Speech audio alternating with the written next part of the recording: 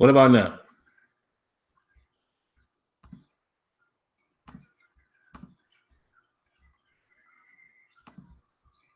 What about now? There we go, guys. I think we got sound now. I think we actually have sound now. Finally. Guys, I don't know what's going on, man. Y'all know how things go with technology. So, hey, my bad, I guess I would say. I'll take it on my chin, since it's me. I'm going to have to do the same thing I did with Terrible Towel Tuesday earlier in the week. I'm going to basically have to, at the end of this, edit that part out so people are not seeing that part. Forgive me, guys. But anyway, man, let's go ahead and get started, guys. So like I said, man, Smitty is running a little bit late. Azure may or may not be on. He has a lot of things going on, with family stuff and things of that nature. So we'll have to see, if he's going to come on or not. But either way, guys, we'll make it happen. If it's just going to be me talking, we'll do that, which I know it's not. Smitty will be here. And if I have to get one of you guys to come on, you're always welcome to come on and be a part of the show. I think that's the great thing about this format, whether it's one person or what have you, it's always interactive. So, the show can still go on. But anyway, guys, let me let you know what we're going to talk about tonight as I look down here at the topics. Got a couple things on the docket. Of course, you guys generally dictate what we're going to talk about because you can give us topics on the fly. But we mainly want to cover a couple things. We want to talk about the Kevin Durant injury and how Kevin Durant, his injury or what have you will affect the Western Conference, not only just the Warriors, but how will it affect the Western Conference if he's out for a significant amount of time? We'll also allow Smitty to talk about Horizon Zero Dawn. He wants to talk about that. I know 205 as well wants to talk about that. So, if he wants to come on for that segment, we'll be happy to have you. I haven't played it myself, so I really don't have much to add. But I know that's a popular game right now, being that it just dropped. We'll also talk about the Cavs in the Eastern Conference. Are the Cavs still the favorite? Is there another team that may be able to challenge them, such as the Celtics? With seeing what actually happened in last night's game. So we'll definitely give our thoughts on that. We'll talk a little bit about Peter Moore leaving EA and going to, Liverpool, going to be, I believe, CEO or something like that, chief executive officer, I believe, for Liverpool. So we'll talk about how that may or may not affect EA. And then also, man, I want to definitely talk about the controversy with the competitive Madden champions. Some of you guys may not know this, but some of the most recent champions, there's some controversy with them, whether it's, questionable language on Twitter or if it's, guys sharing accounts. That's the latest, and I'll tell you who these guys are. But I definitely want to talk about that, man, and get you guys' opinion as well, see how you guys feel about some of that news. All right, so until Smitty comes on, guys, let me check on and see what you guys are saying in the chat, and then I'll go on into telling you, some miscellaneous stuff like we always do, giving our introductions during the week. All right, so, okay. Everybody's there. All right, so yeah, DJ, you as well, man. If you want to come on, just let me know. I'll be happy to bring any of you guys on. But I'll go ahead, man, while I wait for Smitty, I'll talk a little bit about free agency as far as, what I think may happen with my team in particular. We'll talk about some of the, combine stuff. I know it's real early right now, so we don't know exactly, what's what as of yet. But I wanted to talk about a little bit of news that I heard, man, in terms of the Steelers. What do you guys think about this? I mean, whether you're Steelers fans or not, I'm hearing, and this could just be fabrication, but I'm hearing some reports that the Steelers are showing interest in Mike Glennon from Tampa Bay as a backup. The report I saw, the guy reported it on Twitter. He was saying that, supposedly the Tampa Bay Bucks are offering him like $8 million a year as a backup. Me personally, I know the Steelers ain't going to pay that. So the Steelers may have shown some interest. We'll see what happens with that. Do I like him more than Landry Jones? I don't know. Maybe, maybe not. I haven't seen much of Mike Glennon, so that's really not a lot of news to talk about. James Harrison recently signed 2-year deal. Very interesting. A reason why I say that's interesting, guys, man, you guys know this as well as I do. The man is 38 years old. 2-year contract, meaning he more than likely, I'm assuming, will be 40 by the time that contract is up. Now, here's the catch. To me, it kind of gives me an indication of what the Steelers are going to do during the draft. They got to go outside linebacker. No question about it. They have to. For one reason, we need depth there. We may not have Jarvis Jones. Who knows what's going to happen? But then again, if we're weak in that area, Jarvis Jones could be a guy who re-signs. You know, obviously, I don't feel like anyone else is going to give him a ton of money. So we'll see how that plays out. Also, another thing that tells me is that you don't have a lot going on in that area. Anytime you sign a 38-year-old man, and I know he's not the normal 38-year-old man. This is James Harrison. I mean, he's a freak of nature. You know, at this point, there haven't been any proof of any PEDs or anything like that. So I'm going to give him his just due and say the dude has never tested positive. So I'm not going to act like he has. I'm going to give him his just due and say one of the craziest athletes I've seen in my time watching football. What he's able to do at his age is incredible, right? Now, with all that said, he's still not the answer, in my opinion. I mean, he's 38. So that's a 2-year deal. And there you guys see, you know, Smitty's coming, so I'll throw it to him in a moment. But Smitty, what I'm just basically talking about here, man, is just giving my little introductions, how we always do, talking a little bit about the Steelers. And I was speaking on behalf of the 2-year deal that they signed with James Harrison, which is good and bad. Like I said, I think that shows you the lack of depth that we have in that position. Lets you know that we're definitely going after that in the draft. And the second reason why is we need more pass rushers. We need more pass rushers. Now, here's another thing. You know, if you're a diehard fan like I am of your team, you watch everything. You know, I just saw an interview with Kevin Colbert, the GM, and Colbert was basically saying that what he felt was deep as far as the draft. He thinks running backs are pretty deep, wide receivers, DBs, and he said there's some prospects at outside linebacker. He said D-line, inside linebacker, not so much. Now, if what he's saying is true, that lets you know right there, again, Steelers are definitely going to go outside linebacker. May get a guy in the secondary. He actually mentioned safety. Now, what could that mean? Possibly looking for a replacement for Mike Mitchell. Sean Davis obviously is solidified. He's going to be great. I feel like, you know, I'm using that word loosely, but I think Sean Davis is going to be a good safety, but he's a strong safety. Mike Mitchell, on the other hand, I like Mike, but he's not a cover safety. I think the Steelers definitely need to invest in a cover, like a real center fielder, like a Earl Thomas type, if they're going to play the defense that they desire, all this zone and all that stuff. And again, you know, it could be because of the lack of pass rush is the reason why we stay in it so much. But regardless, we're going to need a guy like that if we're going to play that defense.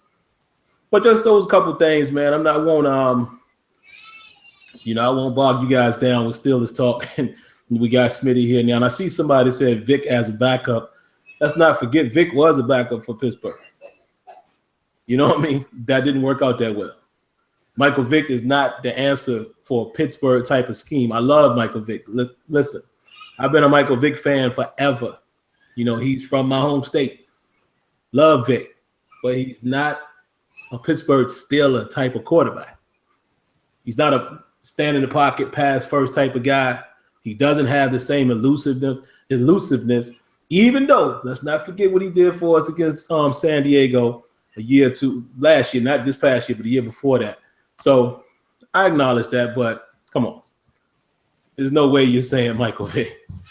But anyway, let me throw it to Smitty, man. Smitty, you know, before we get started into the topics, and I'll go over them again, but, you know, anything you have to say before we get started, feel free, man.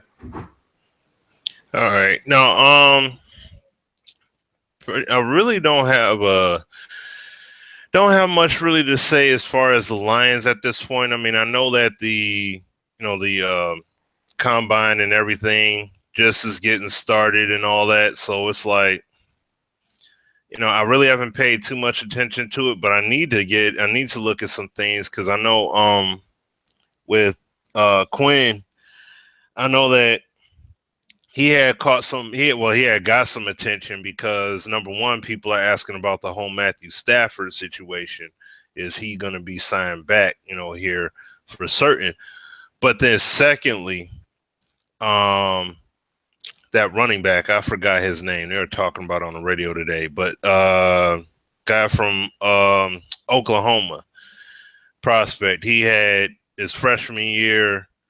He had punched a girl, and then he had tore up a ticket. Like when he had got a citation on campus or something like that, and he had ripped the ticket up in front of the officer. So, like that shouts out that okay, they're definitely, he's definitely looking at that pick at that player, and he was just saying that it's unfair he didn't get the invite because you have all these talent, all these players invited in one spot, and a lot of people want to question him, interview him, see where his mind is at. You know what I'm saying? Because even though he has a checkered, he definitely has a checkered history, but where is he at right now? Instead of having to try and chase him down and everything, beyond what's going on at the combine and everything. So, but really don't have anything to say right now as far as the Lions. But I will say this though, that I do like what Quinn has said was that, about everything needing to be addressed across the board, especially on the defensive side, saying that we need to get some playmakers. And I'm like, that's what I'm talking about. You know what I mean? Now, while we do have some depth, like we drafted some guys that were very serviceable at, as far as depth is concerned, but we need guys that can actually follow through on and actually deliver. Guys that will, on both sides. Offensively, we need that at the wide receiver position. We need at least one legitimate wide receiver that we could bring in. I know they was talking about last week or earlier this week. I know it was talking about, well, at least on the radio, talking about Alshon Jeffrey, bringing him in. I'm like, I don't know about doing something like that, even though he is legit, but still, I don't know about making a move like that for him. I would either like see what's available via the free agency, but then also draft, scout well and draft a piece. This guy's got the pedigree from, like he's got the pedigree from New England. So I would love to see that pedigree put to use, like get somebody that he may get an undrafted piece that ends up panning out, that actually is legitimately able to perform, or he could get somebody in the later rounds, and bring them in. But we definitely need to boost things across the board defensively, secondary, linebacking core, D-line as well, because we had a hard time with generating pressure, especially Sue had problems, because once he had that ankle injury, he wasn't the same.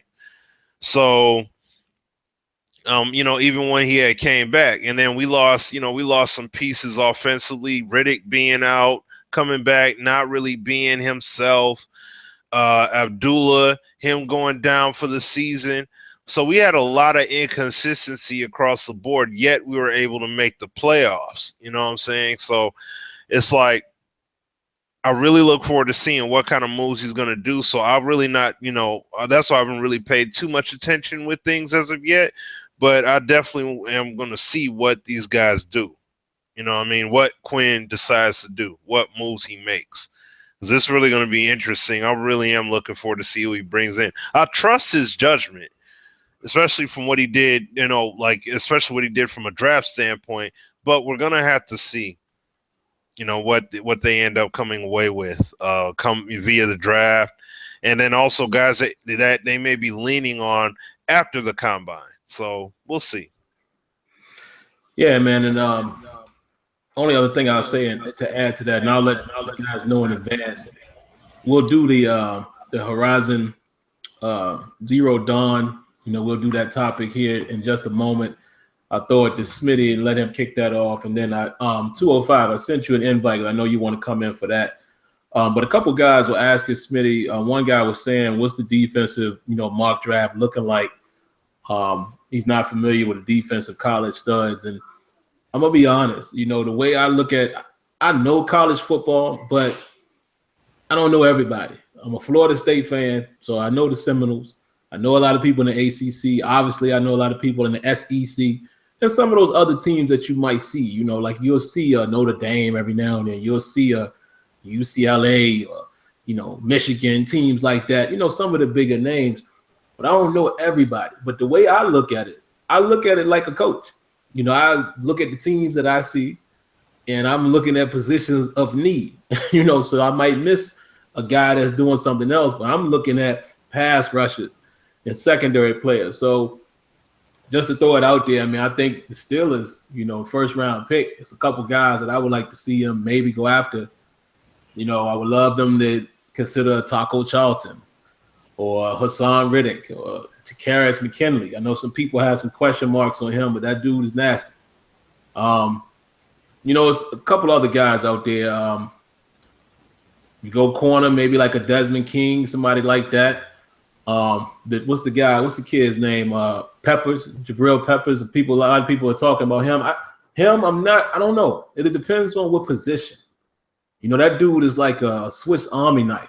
He does so much. So it's kind of like, what would the Steelers be looking to do with him? Maybe secondary playmaker, cool. But then again, you got to ask yourself, is that your first round? Also, guys like, some people aren't so sure on this guy. I know 205 will definitely be able to comment on this guy, but I like the kid from Alabama, man. I like Ryan Anderson, man. I like the way he plays. He reminds me of a Ryan Shazier, Lawrence Timmons type. Again, I'm speaking on behalf of the team I know because he's always around the ball. Some people are saying he's not that great. Sometimes you got to take it with a grain of salt, Smitty, because with any sport, some people don't like people because of the team they own. So it could be a lot of people that just don't like Alabama because they're so good and they're not crediting, giving the guys credit. When I've seen the boy play, he's been everywhere. And that's the type of linebacker I like to see in the Steelers organization. So it's a couple guys like that, man, that I'm keeping an eye on. There's some others that I'm not remembering right now. Another thing I wanted to say, guys, real quick, the Steelers, again, I'm hearing reports. Y'all know it's early. You know how it goes. That the Steelers are showing minor interest in Darrelle Revis. Now, let me put this to bed right now as a Steeler fan. Revis is no longer Revis Island. You understand? He's no longer Revis Island. He's more like Revis. I don't know. I don't even know what kind of funny analogy to give, but he's no longer that guy, the shutdown guy. He's not. However, if you're saying allow him to come in and play the slot, sure, that might work. It's an upgrade over a William Gay. I don't mean to talk about you, William Gay. You've done what you needed to do at the Steelers, but come on, let's face it. Not the best guy right now at this stage in the slot. Some can say that about Revis as well, but I would rather take a chance with a guy of that pedigree if he's cheap. That's the thing. Is he going to be cheap? Probably not. This dude knows what he's made in his career. Is he going to be humble enough to say, well, I'm going to be basically a package cornerback now, no longer the starter? And some people would say, well, why not start him? No. Have you watched him the last couple seasons? No, he's not. He's probably not your starting outside cornerback at the moment. He's older. It is what it is. It happens to everybody. Even Deion Sanders had to play slot. I know Dez would know this when he ended up playing for the Ravens later in his career. You know what I mean? So I'm not opposed to that. If he's cheap, he's from Pittsburgh. Maybe he wants to go out one last hurrah, playing for the hometown. Who knows? But other than that, man, and Smitty, and I know even 205 is on here now. You guys probably deal with it too with your fan base. I'm so sick and tired of fans that don't know the game. I'm seeing people out here say Sam, I don't know why we paid Antonio Brown that much money. We should have went and got Reeves. What? What? You serious? Okay. I don't know, but yeah, I just wanted to throw that out there, man. If he's cheap and he's accepting a role of being slot guy, we'll take him. Other than that, nice knowing you, buddy. But got 205 on here now, and I'm gonna let him and Smitty, take it away with the Horizon Zero Dawn. I know it looked like a phenomenal game, but these guys have played it. So definitely I'll allow them to go ahead and give their thoughts on it. We'll go ahead and kick it to Smitty first, and then 205, feel free to jump in. Or if y'all want to do a cooperative thing, y'all can do that as well. But take it away, man. Tell us about this game. All right. Well, basically, man, I mean, I don't have a ton to tell on it at this point, but I did stream some gameplay. So, some people got to see it, but I got it up. I got it up there on the channel, so folk can check that out or whatever, just so you could get outside of the Let's Plays and everything that people have already done. I can definitely say, like, I'm feeling the stealth mechanics of it. I'm liking, being in the cover and the foliage and all that good stuff. The visuals are on point. I definitely see why people emphasize the whole 4K/PS Pro element side of things. Like, they're really pushing that hard with this game. And I mean, I see from some of the moments that you have when you have dialogue with other people or certain scenes, they have it real close up on people's faces, so you can see the facial detail, like the eyes and the emotion and the expressions and such. So I get it. But then also going through learning, I mean, it's cool that you got a game. And I mean, like I said, I'm in the beginning parts. It's very clear.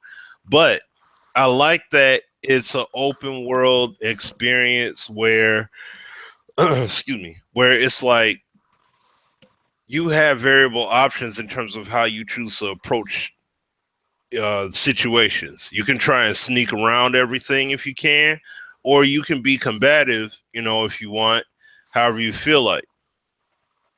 And me, like, as you guys, for those that saw the stream there, I was climbing up rocks and shooting from the top down. At first I had died because like I didn't know exactly what to do when those robots had saw me. And two of them, there were two of them coming at me at once, and they took advantage of me. But now that I learned I get more familiar with the excuse me, with the mechanics. Now the game feels a lot better. I'm getting a little bit more comfortable with what to do. I'm forging different arrow types and stuff like that. So it's like I said, it's definitely cool. With what what the game offers on the front end from what I'm experiencing thus far. Like, I'm definitely I'm definitely seeing why people said it was a must buy so far, even though I only played a little bit of it. But I'm definitely seeing that value show through. So, people basically giving this game, well, at least right now, giving it like game of the year contention. And like I said, from looking at reviews, yeah, I mean, Sim, looking at reviews and like I looked at a good number of review videos to get an idea before getting the game, just to see, like, I looked on Metacritic, I looked on Amazon to see what people say. I mean, only people that gave it negatives were people that couldn't install the game, or they tried the digital download and it wasn't working properly. That's it. I ain't heard nobody say nothing bad about the game, and I definitely can understand why, because of the way the game is. So, like, excuse me, like, I haven't played the game fully, so I can't, talk about it to the fullest extent, but visually it's on point. The story is on point so far. Gameplay is pretty solid.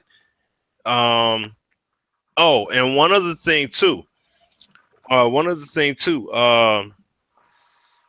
The engine that they're using for this game is the same thing that Kojima is using for that Death Stranding title. So pay attention, like, I don't know if you'll get it or not, but when you like looking at the game, pay attention to those intricate details. It's just like how we paid attention to the order.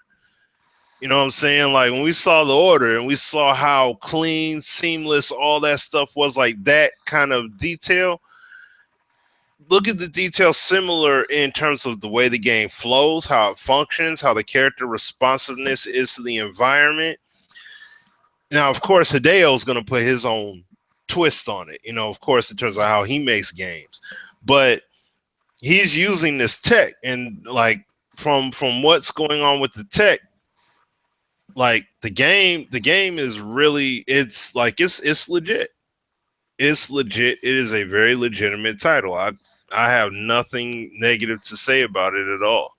So I'm enjoying it though, thoroughly. Like even though from a beginning stage, I am thoroughly enjoying it. So I'll throw it to you, 205. Unless Sim, you won't go ahead.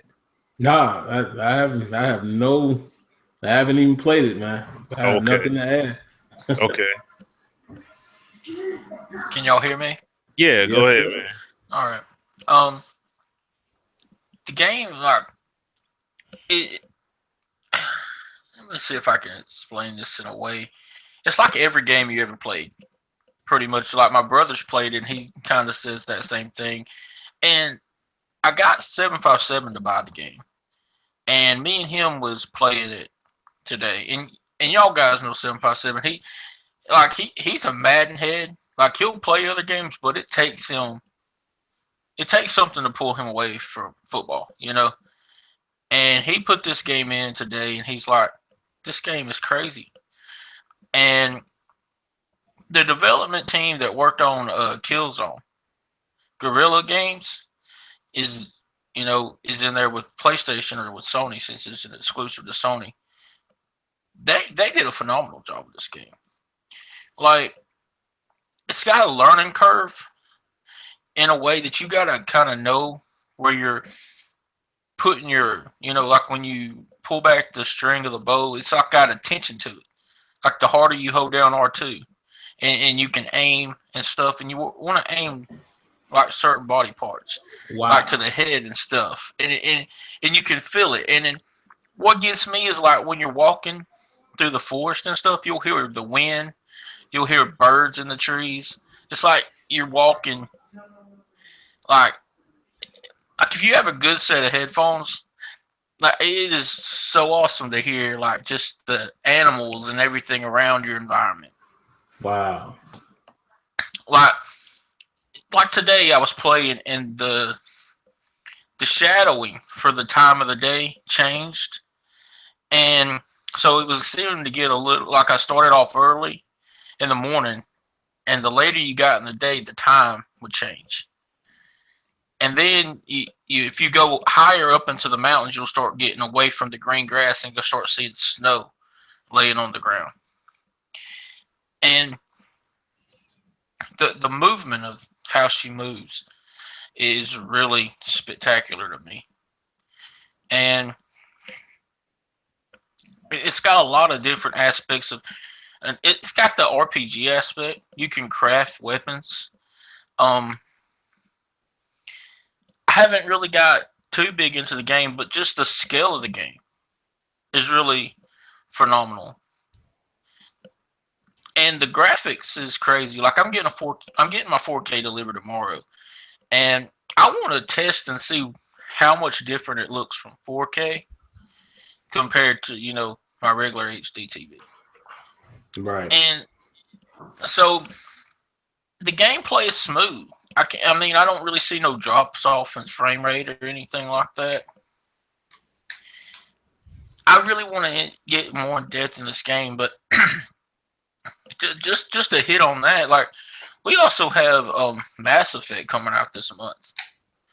We have what other game is? Oh, Ghost Recon Wildlands comes out Tuesday. We got MLB The Show coming out. We got all these games coming out right here in the beginning of springtime, and all of y'all guys also know this, but like by the time summer gets here, we'll be at a dead zone for games.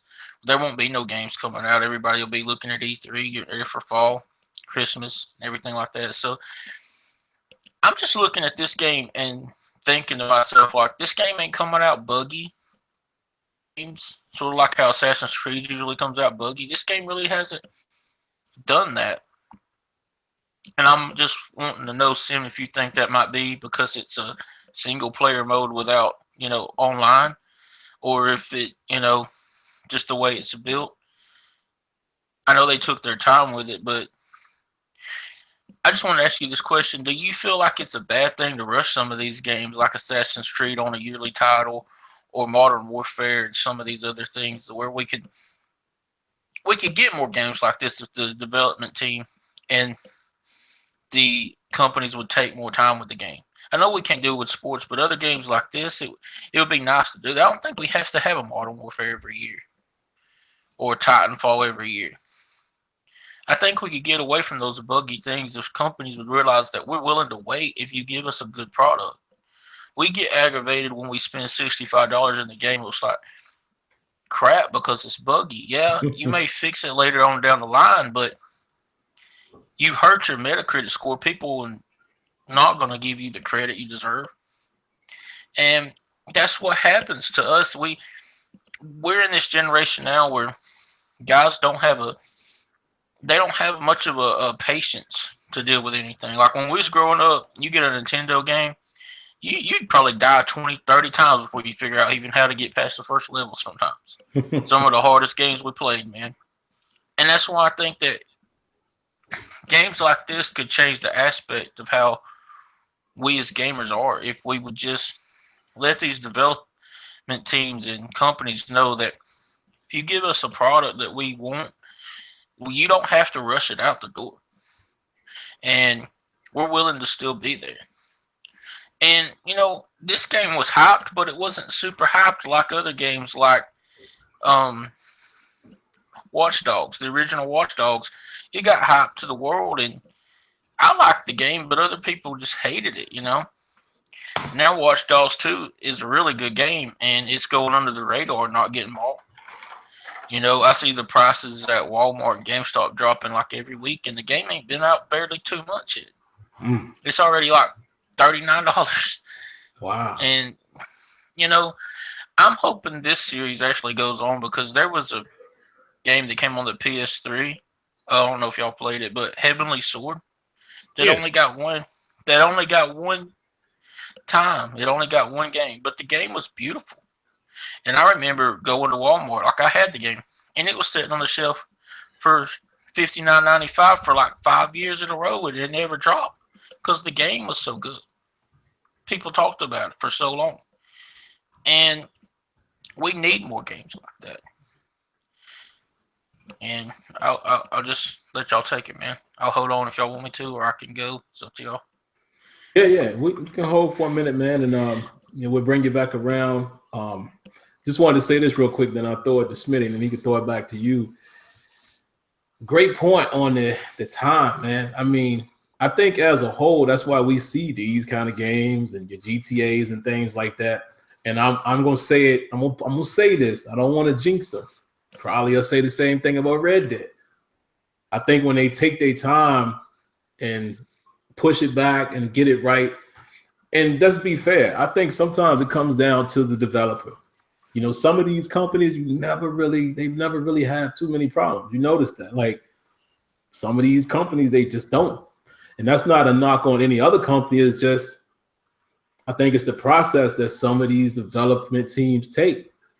And maybe too, man, with it being like a single player, maybe this is just a shot in the dark, but maybe it's less people on it at that one time, so to speak. Like think about a game like Madden. When that drops, millions of people are already playing it. You're playing it online, you're playing it this way, playing it that way.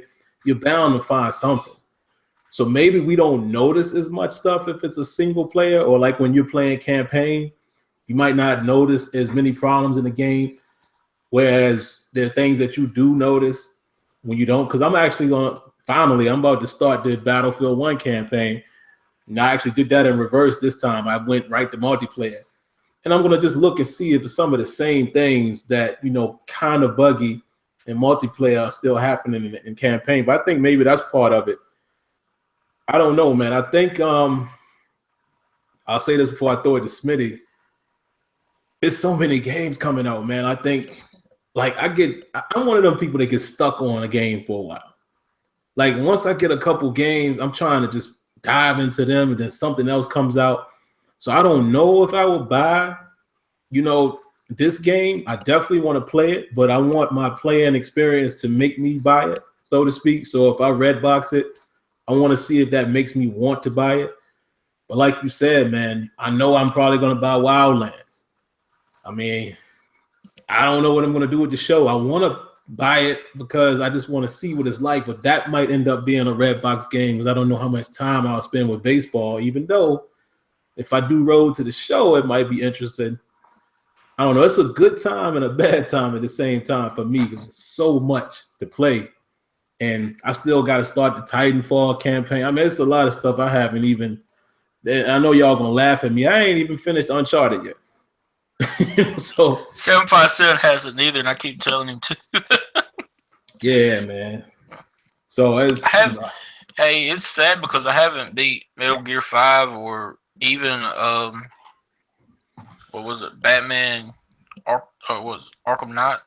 Those two games, I'm not getting rid of them, but there's so much that comes back around, and I see them sitting in there. I don't know. It's hard to get everything back in the rotation. Just hold on a second, if I may. I mean, this game here. I don't know if y'all can see that. Resident Evil 7. Oh, yeah. I got this, and I haven't even touched this yet. I got For Honor. I've barely played any of it. Oh, that's another one. Yep. See. I mean, that's why I held out. It's tough because, it's like something that DJ said with Smitty a couple weeks ago. It's like people say that we're quitting on games. It's but we talked this before. PlayStation really needed to do something. The Pro has a terabyte, but we really need a 2 or 3 terabyte system, something. Because there is so many games, stacks of games over here. Right. That I can't even get to. If y'all seen that picture I put up on Twitter, I had the floor covered in so many games. I had that picture's 33, 34 different games I had sitting on there before I just got this one. So there's so many, and you can't play them all. We all have families. We have jobs. It's just, I don't know. And just to talk about Scorpios, they don't even have exclusive games. So that's I want to get a Scorpio this August, but when am I going to find the time? Really? Right. I mean, they don't have exclusives, and Sony is kicking tail with these exclusive games. It's ridiculous. And God of War is going to come out soon. Spider-Man, whenever it drops, and what was that one game? It looked like a zombie game that showed at E3 last year where the dude was riding a motorcycle, jumps off, gets in a building, has that swarm, and he's coming. Can't even think of the name of that game. Oh, yeah. I don't remember what that was either. Yeah. But it's hard to explain how something Andrew Wilson said that they want and all these sports titles all the way through it's impossible for us to do it. And Sony is doing things on a scale now it's absolutely ridiculous. With this PlayStation Pro and this 4K, it's getting to the point now that we're literally playing movies, guys. That's how I feel when I play Horizon. I feel like I'm almost playing an animated movie. And I mean, that's just it's getting to the point to where, my entertainment is more my movies is more entertainment of games. Just the way it's set up now. What y'all think about that, though? Great point, man. I'm gonna throw it to Smitty. I just wanted to announce that DJ is about to come in as well. So once he gets in, we'll get his word. But yeah, Smitty, Anything else you want to reflect on it and what you think about what 205 just said? What are your thoughts on that? What I'd say is that, I mean, we say that there isn't anything to play. There actually is. There's a lot to play. There's tons to play. There's a ton to play. I mean, from what 205 had just named off, he named off multiple titles he hasn't even played through yet. So it's like these games are, at that moment, I gotta get it. It's hot. This is the joint. I gotta holla at it. But then you haven't done anything yet. And that's why I like games like For Honor and all that. I was like, yeah, I'm gonna wait. I'm gonna wait a little while before I get that. I'm like, it's good. The beta was off the chain, but it's something that I know. I know I'm gonna have to pass on it. You know what I'm saying? So I'm gonna go ahead and let somebody else, let other people get down on that, because there are other titles that I truly know I'm gonna get down on. Like, I'm getting down on that, on the whatchamacallit, on that Mass Effect. I'm getting down on that MLB The Show this year, and I mean, look, I know I ain't no huge baseball guy, but I'm getting it in this year. Because look, this was something PS1 put up. Right? Hey, King Griffey Jr., I gotta have it, game. Hold on. But what my man PX1 has said, and this was from, I missed the stream. I know they did like 2 streams. I had missed them. But what he has said, he said that, well, from what they said in their stream, basically said that it features batter versus pitcher matchup stats that update dynamically throughout your franchise and are talked about in the commentary. Come on, dude. Like, you got rivalries and matchups and stuff like that that's going on, and that's organic. That's you're making your game organic. It was one thing with the physics. There's another thing with the AI.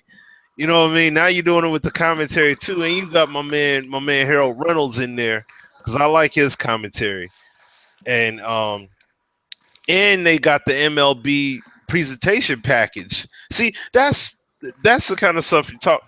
These dudes just now got that. Think about that too. Hey, Smitty, real quick, because I don't want to forget this point. I want to come back to you, but I'm going to do this, and you're going to know why. I'm going to give to EA real quick. Let me explain to y'all why. Smitty probably is already following my lead. NHL, when they had that real presentation, sparked an idea for somebody else. Madden's new commentary, that may have sparked an idea for MLB. This is why, people, we need all of these companies to be going at their best and borrow from each other, because it only makes everything better. Meanwhile, people will always say, oh, EA stole it. Listen, Sony and others borrow from EA as well, and they should. Because now what Smitty just said, that takes it a step further. Now I'll be looking at EA's commentary like, hey, when I'm playing CFM, I want to hear about, if me and Dez in the same league, I want to hear about that Steelers-Ravens rivalry, and, Dez won last time, and da-da-da-da-da, and the Steelers. I want to hear that dynamically. So just want to 2K, didn't 2K steal the coach talk from live this past year in 17? Oh, of course. Yeah. So people, when they say that stuff about that, everybody steals from everybody. That's what I don't understand. Like, these gamers act like 2K does no wrong.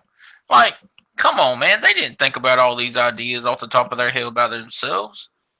And it's okay, because it's a video game. It's not like somebody's going out there and going to sue you. I guess they could, but really you're just trying to mimic real life. So good luck with that. So I'm just getting so sick and tired of these people acting like 2K invented everything. Like, they didn't invent the wheel, guys. I'm sorry. Well, no, you need to go home with that. Well, the thing is, this is how the whole competition scene was back then, like in the 90s and such, before the whole exclusivity aspect of sports gaming kicked in. You have multiple games. You had games before Madden had the passing windows and had the receivers running in them. What game was it that had it? I can't think of the name of the game, but it was some game that didn't even sell well, didn't have that much notoriety, that had the boxes first. Because in one of those years on Madden, on Super Nintendo or Genesis, your receivers would be like receiver A, B, and C would be in those boxes running their routes, and you would have to see if they're open or if they're covered. And no, it wasn't Joe Montana. It wasn't Joe Montana. It was an unknown game that didn't have somebody on the cover. I can't think of it, but I'll have to research it, because I had talked about it years ago. But there was another game that had those boxes before Madden, and Madden was more of a marquee title. So it was just Madden, Quarterback Club, before Quarterback Club got in the mix, it was Madden and Joe Montana were really the main ones. So because Montana with the sports talk and everything, and then it evolved, and you saw other football, like quarterback clubs, and then later on we had the game days. But you still had, in between those main titles, you had your other titles that were still coming out. So they just weren't selling as well. But you see, oh man, this game's doing this, that game's doing that, this game's doing this. When you look at first-person football, you could say that 2K took from what was the game they had? Quarterback Attack, that was on Sega CD. They had it on first person. They had it in the perspective of the quarterback. Now I don't know who made the game. I don't know if it was digital pictures or something like that, because those are the guys that made all those animated, those live action games with those sequences like Prize Fighter and Ground Zero Texas and Sewer Shark. So when you look at those games, and they all put you in that perspective of you being the first person and then dealing with these, handling those situations from that aspect, except for Night Trap. But but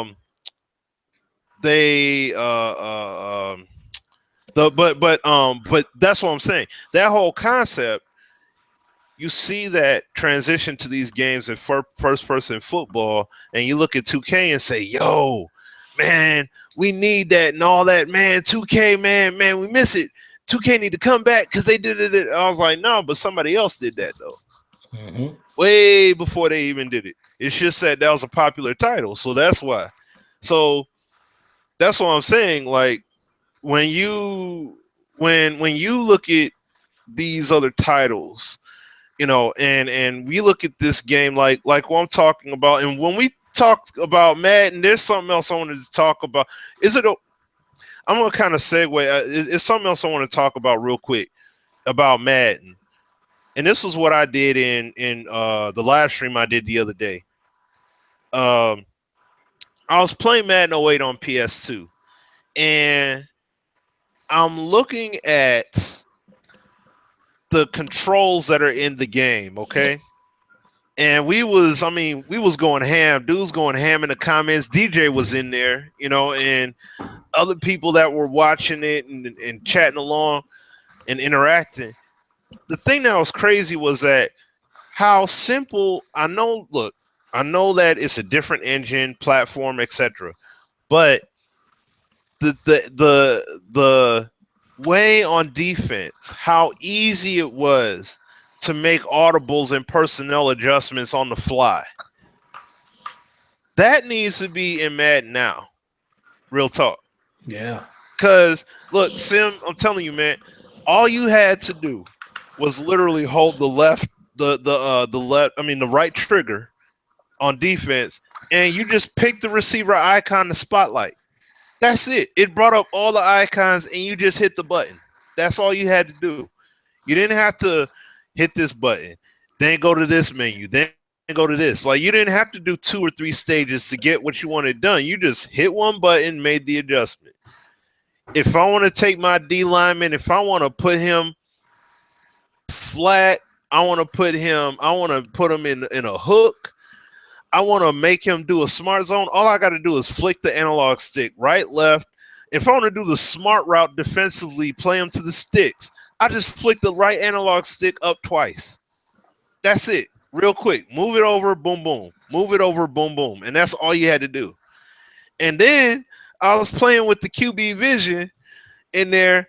Dude, I know I brought up NFL fever and everything, which that still is the ultimate pass control. But QB vision, dude, I was throwing passes to the spot. Like, we both have made the videos. You shown it where you would throw it with Big Ben and you pushing the analog stick to the far right and he throws it straight to the defender. Straight to him. You know what I'm saying? Here, I thrown that ball only to jam the analog. Look, I had Byron Leftwich as quarterback, so we all know he wasn't great. So you had to make sure that vision cone was right on the receiver before you could throw it. I put that thing where only the receiver could get it or it was going to hit the ground. And I mean, it was out there. Like, my man had to get under it to get that thing. That's why I'm like, this is the stuff we need in Madden. It's a necessity. It has to be there. See, and I'll say this real quick and then we could push forward. But when you talk about esports and stuff like that, this is why I bring up the whole fighting game aspect thing again. Because when I see the controls being that simple on defense to make adjustments, see, if I'm going to play hurry up offense, I'm trying to get back into the game and I'm doing hurry up offense against you just because, right? I'm going to have the advantage over you because I don't have to go through nearly as many menus to make my offensive adjustments, while you on defense, you're going to have to go through more just to adjust to one of my guys. Right. Let alone all of them. See what I'm saying? But if you do a fighting game and it's Marvel versus Capcom, Street Fighter, whatever, I have in-game mechanics that I can use to counter you legitimately. Not I'm going to drop 9 guys into coverage and all that stuff, whatever. Like, it's not cheese. You see what I'm saying? The game regulates me to only be able to do this, that, and the third. And that's all I could do, right? So let's say I get hit, I get hit with a dragon punch or whatever. I get, Ryu comes with the dragon uppercut, knocks me up in the air. My dude's spinning or whatever. Now he tags in his partner to try and hit me. When he tags in, he comes in with the drop kick. I can do a tech hit and flip out of my dazed state. I could flip out of it, or I could do an advanced guard. Like, I have in-game tools that I can use to essentially counter everything that you're doing. But the main thing is just don't get caught. But there is some kind of regulated confine that I have to play within. That is set according to how the designers and builders that made the game that way. Like, I have to do this. I can't do my own thing and just make the game play out the way I feel like, i.e. dropping dudes dropping 10 dudes into coverage and stuff like that. And taking one linebacker and I could cover you sideline to sideline and all that. Like, you can't do all that. See what I'm saying? You have to utilize the mechanics to the fullest in order to excel. But if I'm losing, I still have something I could counter you with that is within the legal. No, I wouldn't say legal, but that's within the legitimacy confines of how the game was meant to be played and how it was built according to the way the designers intended. You think Rex made Madden to have dudes dropping 10, 11 in the coverage? You think Rex and Clint made it so that, and the team made it so that you can take one linebacker and cover it sideline to sideline like how it is?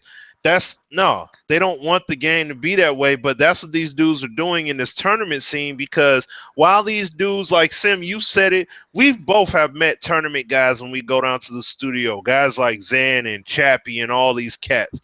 We've met dudes. Yes, they're good dudes. Yes, they are knowledgeable of football. They are.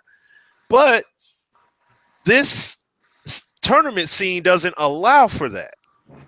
So we could sit up and talk about our teams respectively all day and talk X and O's till we blue in the face. As soon as that tournament starts up, though, X's and O's go out the window, and it's about cheese. You see what I'm saying? What can I do to out-exploit you and out-execute you via the shortcomings that the game has that I can utilize to essentially cheat the system? Because that's what's happening.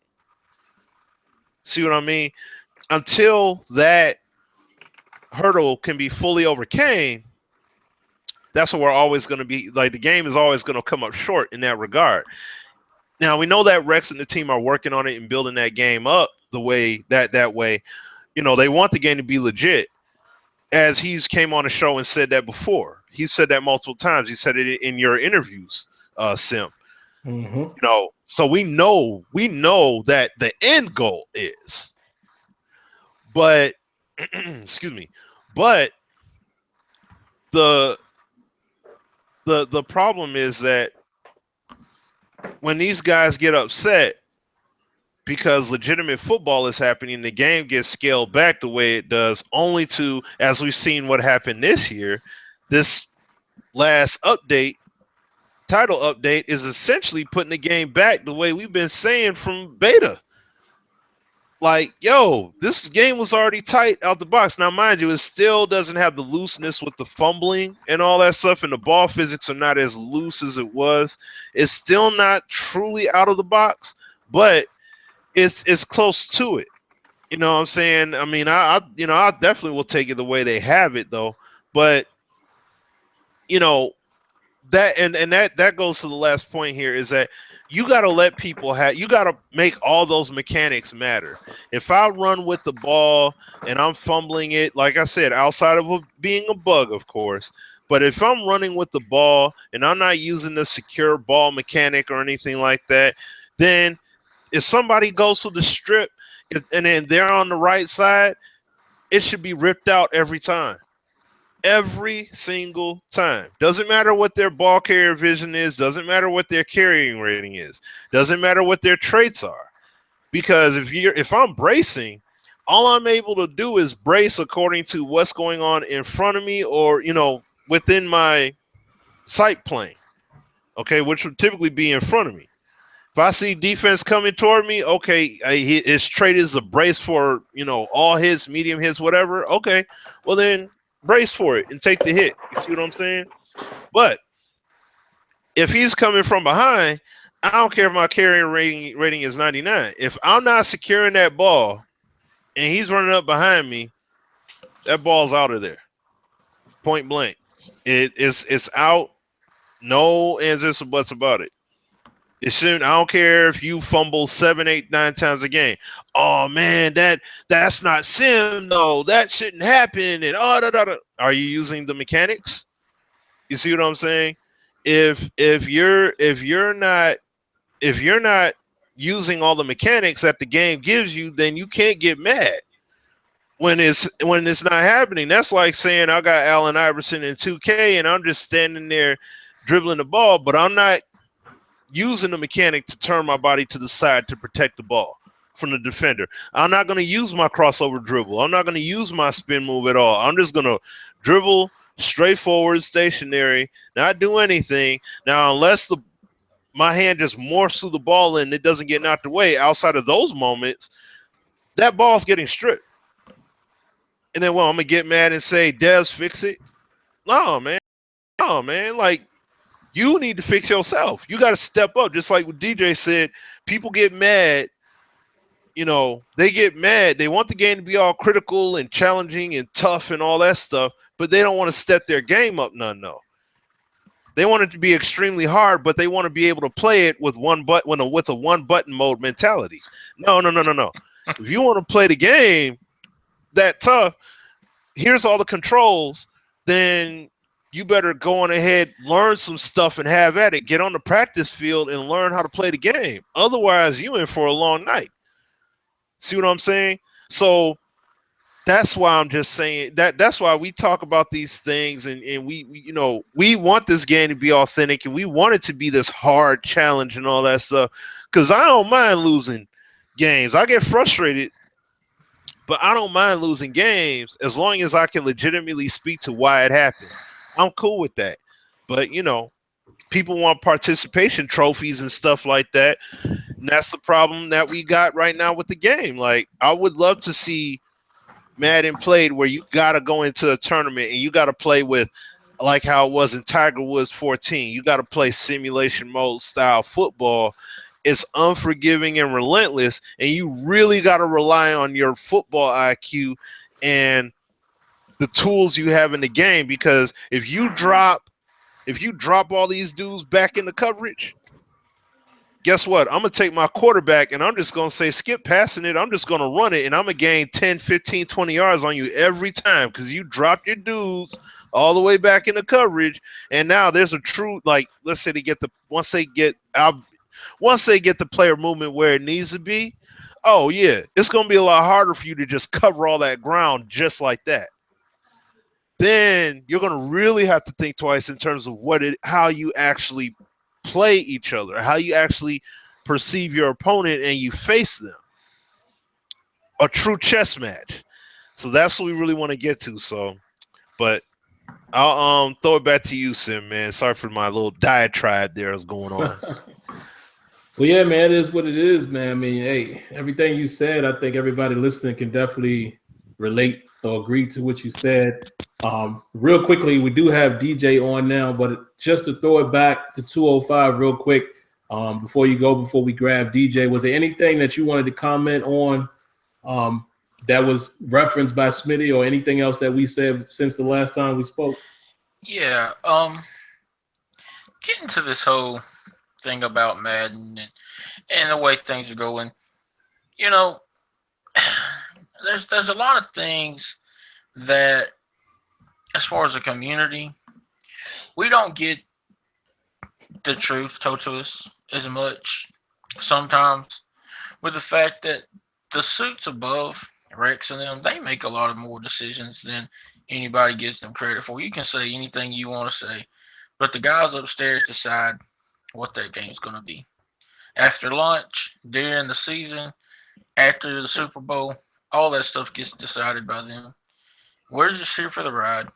And at the end of the day, it's going to be their choice to where if esports really buckles down on them, like I believe they will, they really don't have a choice. It's either that or they'll leave the esports genre altogether.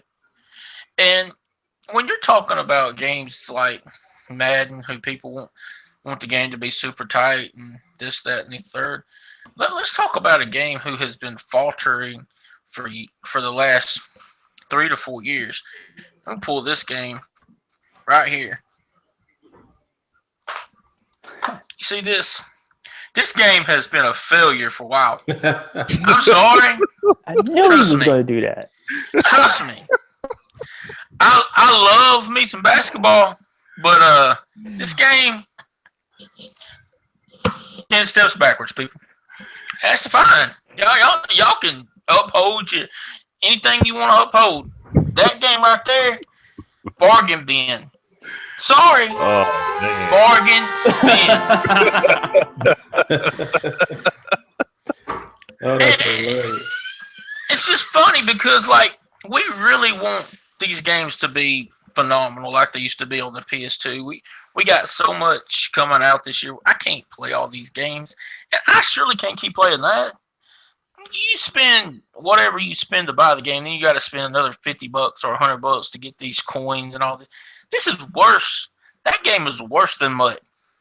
Because at least in MUT, I can play Draft Champions for free. That game right there, you can't get nowhere unless you freaking paying some money to cheat your way to the top. And all these people are talking about E-League. Let me tell you something. All them dudes ain't nothing but a bunch of 99 overall running around here playing ball hog. They talking about they playing real defense. Really? You can't play real defense when you try to sit there and steal the ball, and every time you try to steal the ball, you get called for a reach foul. Every doggone time I try to steal the ball, my guy on defense has got was like a 90-something overall in steals, and I just sit there and smack somebody's hand. The hand goes through the ball. Ball physics. Smitty, me and you had this argument when they talked about they had ball physics in 16. Ball physics didn't exist. That game, ball physics still don't exist in this game. And we move into the pro and the Scorpio and all this other stuff. No. Come on, 2K. And you want to talk about, if they made a football game, we're going to knock Madden. Really? Let me tell you something. Y'all ain't doing anything unless y'all get the NFL. Y'all ain't getting any sales going out here making a generic football game. Y'all can get mad, but I was watching this video. Y'all got people trying to make some fake college football games with all the. Really? These people look like they made a bargain basement game with $300. Come on. Access Football and Ryan Moody and all these people talking. Access Football looks like something that you could play with a daggum Atari controller. That game looks like trash. So, that's just not going to happen. And if you want to talk about revolution as far as gaming goes, let's look at NHL hockey. That game hasn't even sold 1 million copies, and I don't even know why. Because when I sat there and DJ was showing me this game is ridiculous. Ridiculous. Accidental touching people? Come on, man. How do you have sliders so much in NHL hockey and you can't have them for Madden? You can literally tweak that game any way you want to. And I don't see how much you can really do any tweaking to it because that game almost looks like it's perfect. I mean, I may be just some random hockey dude, but I played NHL hockey games all the way up until like 2010. And I played 2K and I played EA. I played both of them. And I thought 2K was one of the sickest joints back in the day, especially NHL 2K8. But I don't think nothing touches this NHL 17 game. And I mean, maybe I'm wrong. DJ can touch on that more than me, but really, as many games as we got out, I just want to leave y'all with this. DJ, I'm a quitter too, man.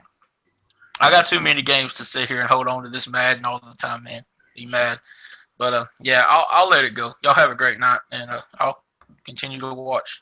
To everybody out there in the YouTube world, my sister was sick with pneumonia. She's been in the hospital. DJ, kind of has some stuff and 757. So we're trying to get the video as soon as we can. But Smitty, Sim, I appreciate everything. AZ, I appreciate still getting to play in the leagues, and I'm loving that. But I'll let y'all go, man, and y'all keep it moving, keep it Sim.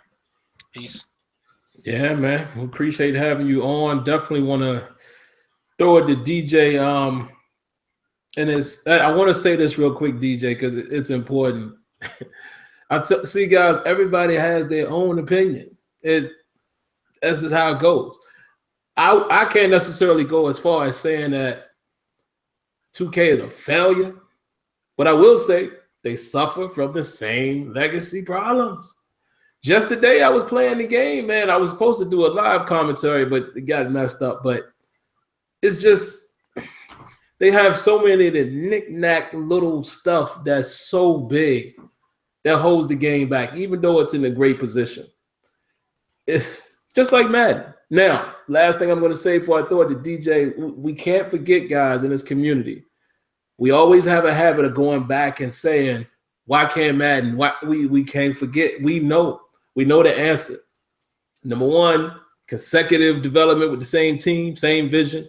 Number two, like we said here on the call already tonight, the bosses. What are they going to allow? Do they feel like they need to waste time with that? NHL, on the other hand, might feel like they need to do all they can to increase sales. So me and Smitty know that now. Like, we literally know how things work in that building. Other guys, like I'm sure DJ, your NY Kids, your 757s, Neffs, all of you guys, y'all know too, because y'all peep it.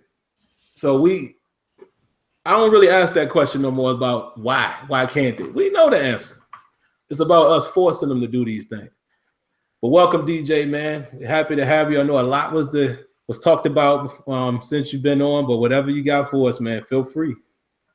Yeah, I feel like I've been a placeholder. Can you hear me? Yeah. Yeah. Okay. Yeah, we got I'm you. just making sure because I remember last time I was on, I was having sound issues and the invite was popping up and whatnot. What happened was that it was appearing in my email and I wasn't getting notifications. So last time I did with Smitty, it was something else. But I'm going to touch on 2K for a second. The one main complaint that I have about that game is that the players are not free. They talk about trying to free the ball, and I mean, as far as NBA Live talked about freeing the ball, at least their players are free to do whatever, and the responsiveness is I would say 1 to 2 versus 2K is like 1 to 3, maybe 2 to 4. I don't know, but I think 2K just needs to free their players, not have it so heavily scripted.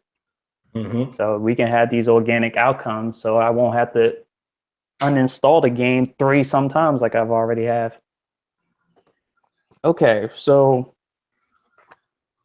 we're gonna talk about this game. I'm not gonna say much. I think enough has already been said through ratings and other YouTubers that have talked about this game.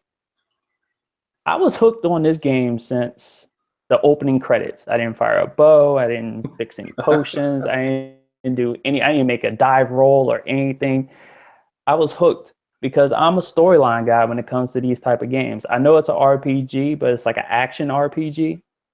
So I was hooked. The gameplay mechanics, I had to get used to crouch being a different button, but I quickly got used to that.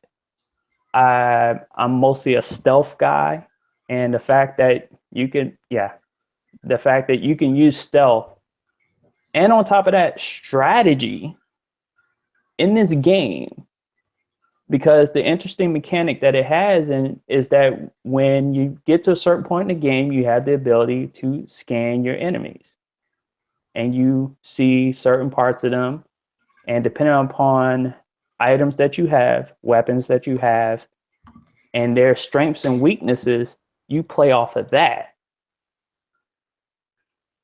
I'm just enjoying the game. I'm enjoying the story / journey in this game because I've been playing like a lot of side quests, some of the fetching missions along with the main story. The graphics, just to have it on base PS4 is pretty awesome. The water is pretty cool. The weather effects. And, I keep chiming on weather effects, and don't worry, Sim. I'm not going to talk about Madden needing it. They've heard enough of me. You guys have heard enough of me. I'm not going to go there. They do need it though. Oh yeah, they do. But the weather effects in this game are awesome. It's just one of those things where I'm like, there were moments where I'm like walking the mountainside, and all of a sudden it starts downpouring rain, and the visibility goes down. All of a sudden now you can't even see. And even when you use the scanning tool, you can't even see. And then the lighting, while it's raining, while the visibility is down low, not just during those conditions. There's a little bit of snow that you run into. If you're at certain parts of the map, the lighting is a little different. For a sunrise, like the break of dawn, roll credits on the title. But the nights are beautiful.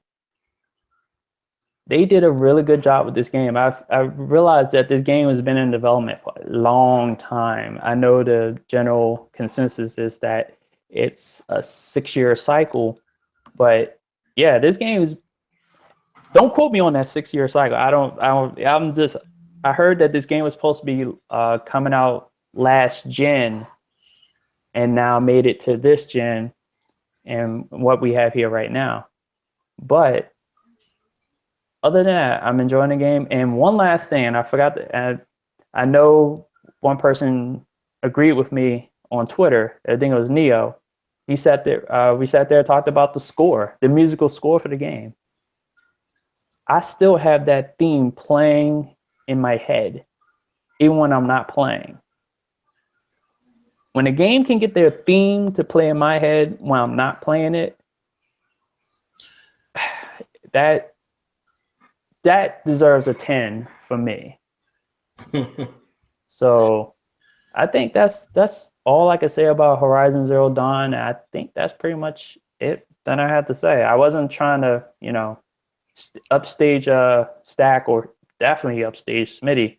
Smitty writing thesis statements on the Sim Standard Radio. So I'm just glad to get back on and chop it up with you guys, and that's it. That's all I got. But DJ, I want to say though, but you are right. No, you're right though about the development. But it was first a concept that was pitched in 2010, because I was just looking up the information here. So 2010, they started development in 2011. So see, games like this and The Order and Grand Theft Auto 5 and games like that and Red Dead Redemption. See, these are the when we look at sports titles, it's not even remotely close to fair to truly. I mean, I understand why we make the comparisons, because the finished product is this versus what came out from, whether it's Madden, NHL, whatever that year. But it's not fair, because these guys had essentially 7 years. Because you went from concept to build and completion. You took 7 years of going through and building. Like you said, you just said the soundtrack. Like Madden, you got Rex on Twitter saying, "Hey, who you want in the soundtrack?" See what I'm saying? Like, look at but these people, they composed it. You see what I'm saying? Like they composed the soundtrack, like legitimately composed the soundtrack for this. So that's what I'm saying. Like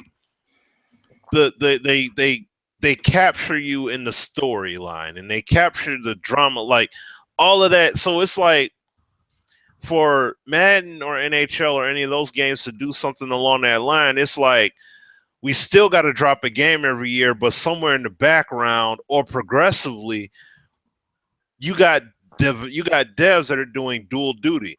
Oh, this is a 2-year or 3-year project we've been working on, but they got to work on that, then put it down to work on what's current. Work on that, put it down, and work on what's current. These people that make these other titles, they have the time to spend the research, develop the game out in terms of the lighting and the environment and the text and the interactivity and music scores and what can you do to interact with that world. And then we play those games and we get spoiled by it, and then we're like, yo, Madden needs to be just like what they did here. And it's like, yes, but it's going to take time for that to happen. Now, how much time, that's, that's where, you put that big old question mark on it. And see, that once again goes to the whole technological aspect of the whole Frostbite integration that could help someday, at some point, help them with developing things a bit quicker. So when you see things happen in other games that could be a different genre, they're able to, build it out according to that and say, hey, this shooter or this RPG or strategy game, or it could be something done in, like, let's say they make another Unravel. This aspect they got in Unravel 2. Oh man, we could put that in, the cloth physics. I mean, it's literally a cloth doll, but nice. oh man, we're gonna take those physics and we're putting that in Madden. now they'll the game will be at a point where they'll be able to do something like that potentially. But it's just a matter of building things out to where they're at that point. So that's why I like what EA is doing in terms of that regard, but we got to wait and see how everything's really going to pan out. But then just from what you're saying, we want the game to get to that point. You're talking about a 6-7 year game, and we want that to happen in a game that essentially is going to take 6 to 8 months, development time with patches and updates along with it. So that's that, whole give and take thing. Like, yeah, we want it, but at what cost? So, yeah, just to add in one thing. To make it a year, like if Horizon Zero Dawn was made as an annual title from the moment it was conceived to maybe its first release, maybe 3 years down the road.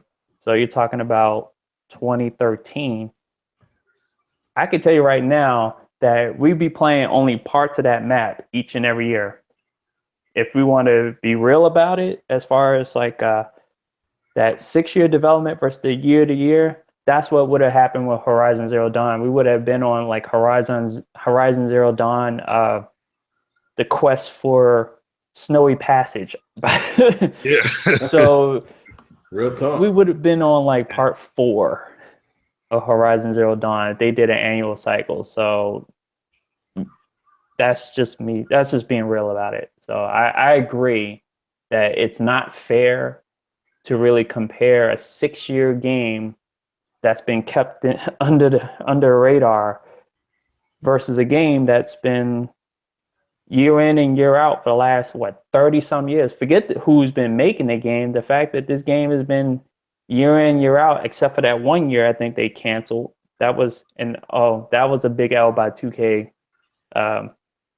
What was it? Visual Concepts. That 1 year they tried to make Madden and they failed. So, oops. Wow. But yeah, it's very interesting, man. Well, DJ, always welcome, brother. Anytime. I mean, actually, we need to, because that show when I wasn't available and with you and Smitty, we need to invest in doing things like that more, man. Like, definitely some of you regular guys, like yourself and others, just start doing panel shows, man, where we have people on for the entire show. And I think when we do those, we'll kind of coordinate what we want our topics to be. So definitely interested in that, man. So if you ever want to do that, let us know. Any of you other guys who are listening, let us know, man. We're all for that.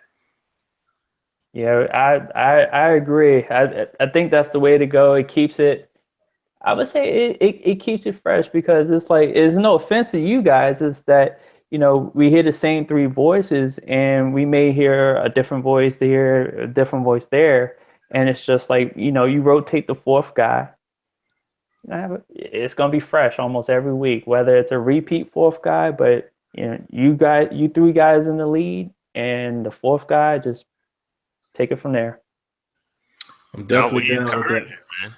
Yeah, I'm definitely down with that. Involved. So yeah, we want that. All right, absolutely. Cool. So yeah, man, we appreciate you coming through. I think maybe we start that first show with DJ. Perhaps next week if y'all want to do that.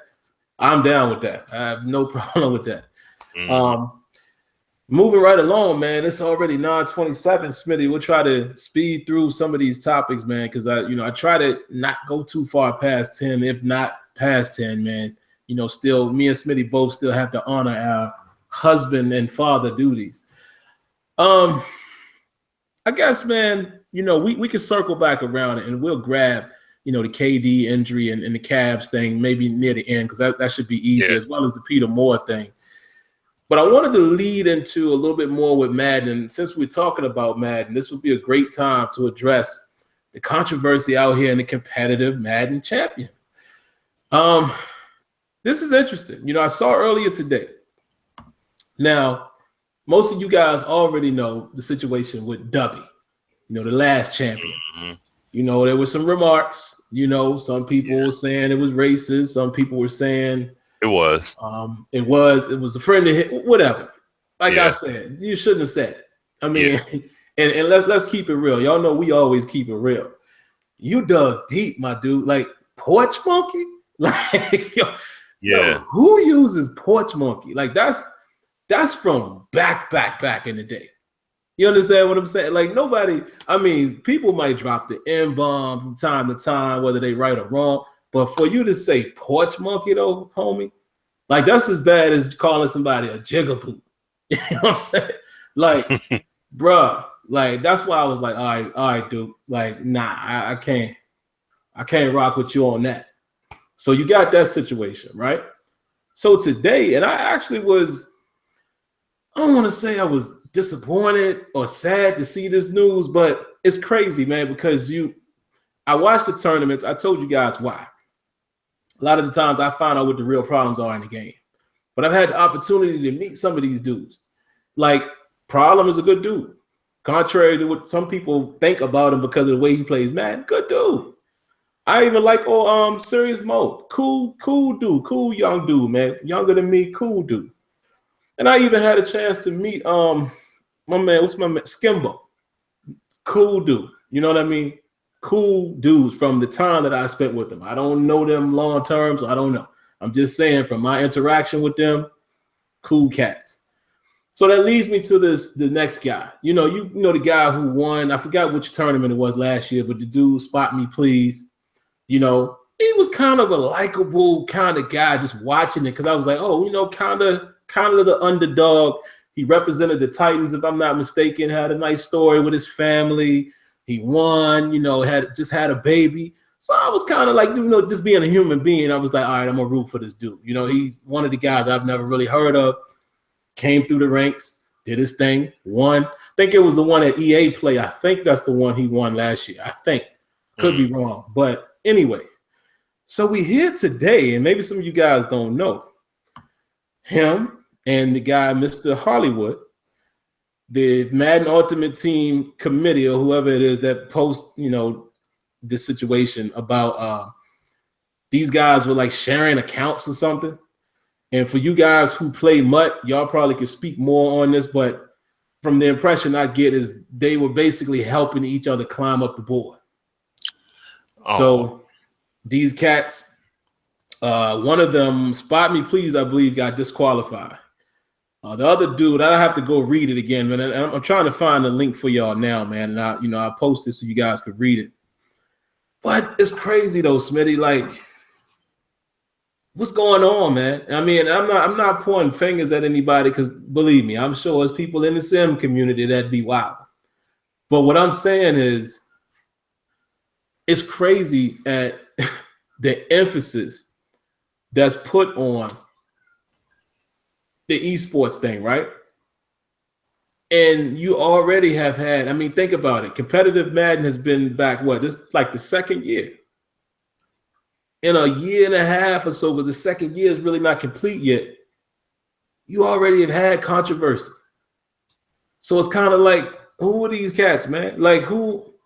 Listen, I'm not blaming these dudes. I don't know these cats. And generally, I don't talk about people I don't know.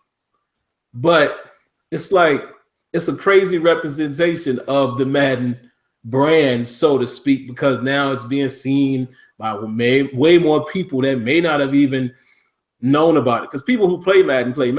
But there's a lot of people that probably don't even know this is going on. It's featured on the NFL Network and et cetera, et cetera.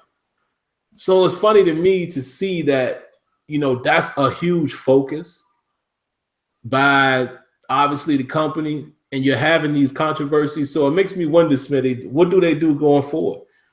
Do they have some type of, and I don't want to sound too crazy, but do they have some type of screening process? Or I don't know. And it's good to see that they react to these things quickly, but let's be honest. We all know business. You have to.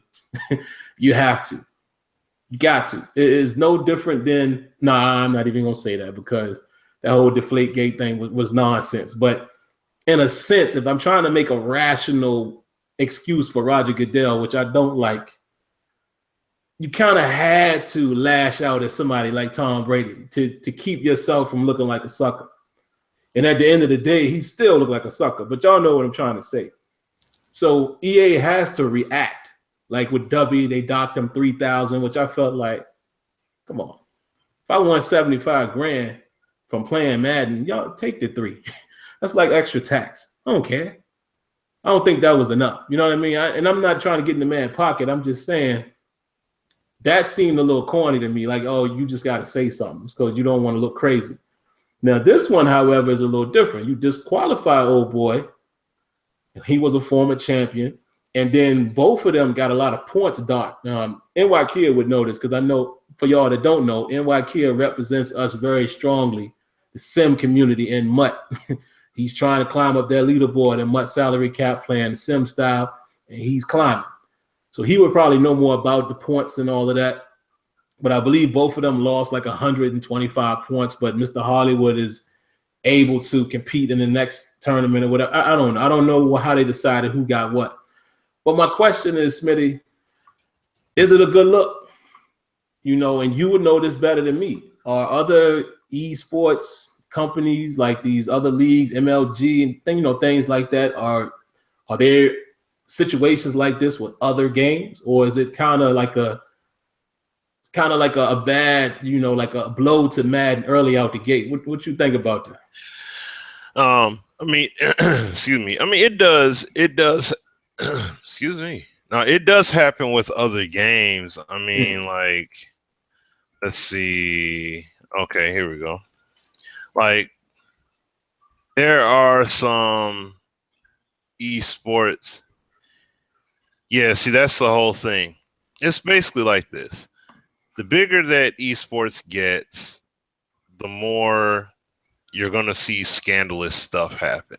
Right. You're going to see people cheat. You're going to see people do, stuff that they ain't got no business doing. Like, people did it with Call of Duty. They did it with Hearthstone. People did stuff with Bitcoin mining. I don't know what game that applies to. You had championships with MLG. You even had stuff happen with StarCraft 2. See what I'm saying? And that was like the biggest scandal according to what this site. Like, I'm just pulling, like, I just Google searched it right now because I mean I don't know like that, but I know that it happens. You had before they stopped making MLB 2K. Remember those $1 million perfect games they had and stuff like that, and then they had a $1 million perfect game tournament or something like that, and it was like scandalous for both of those years back to back. And see, that's what I'm saying. Like, when that money is on the line, people will cheat, but it doesn't help when you just got started. You know what I'm saying? Like, Madden is just getting started with, I mean, no. They've been doing the Madden challenge forever and all that. They've been doing that for a mighty long time. But what I'm saying is, when you want to be taken seriously as an esport, that's the kind of stuff right there that's not a good look. NBA 2K, strap in, because y'all next. You think that E-League gonna run squeaky clean? Yeah, you got another thing coming. That money on that line, there's gonna be some cheating. You think there's horror stories about 2K? Just with these past two, like what? Pretty sure. That's what I'm saying. These past 2 years, there's already horror stories. So you talking about having a league? Oh man, a league within esports, paid league, people getting paid off of. There's gonna be something gonna happen. So there's going to be some things that'll happen. You can guarantee that right now. And there's only you said at least 8 to 12 teams. So you talking about, if it's 8 teams starting out, you talking about 40 people. Man, come on. And all these people want in? Yeah, okay. All right. Yeah, it's going to be squeaky clean. Yeah, okay. I'm telling you, there's going to be people do this stuff because that money is on the line. You put that money out there, that's when things start getting dirty. But you got to excuse me. While EA is getting their feet wet with this stuff, they need to get their excuse me.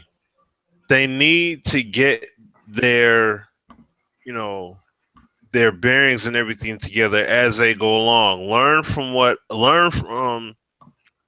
other esports games and other happenings and see what you can do to try and minimize the damage of it happening in your own title. You know what I'm saying? Because just like on the Madden scene, look at Ultimate Team and all that stuff.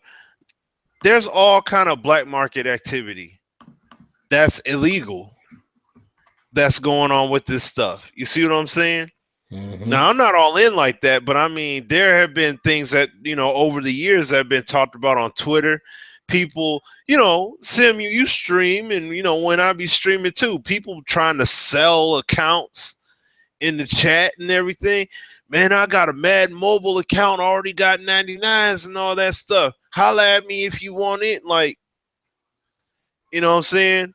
I'm selling these MUT cards, and especially people that are playing MUT that are known on Twitch. You just look through the chat. People just posting all kinds of stuff about what cards they got, how much they paying, how much they selling it for, and all that stuff. It just go on and on and on. So that's what I'm saying, man. It's a cesspool within esports that's going on. You got a guy like NYKia trying to come through that thing clean and show you I did this thing clean. You know what I'm saying? And I waxed and taxed. Now, hey, you know, now definitely rooting for him. But when you look at, and this is what I'm saying, when the game isn't clean, oh, excuse me. When the game isn't as clean as it needs to be yet, and I say as presentable for the esports platform right now, that's what people are going to feel the way, you know, people are going to feel the way they feel about it and play, you know, and the game's going to be playing out the way it plays out. You know what I'm saying? Like with the cheesy stuff going on, with these antics happening and background stuff going on too. So it's something to look out for, man. I don't know, man. You know, that's why it's hard really to get into it, other than the aspect like you had said, watching to see where the game excels, where the game falls. That's pretty much it.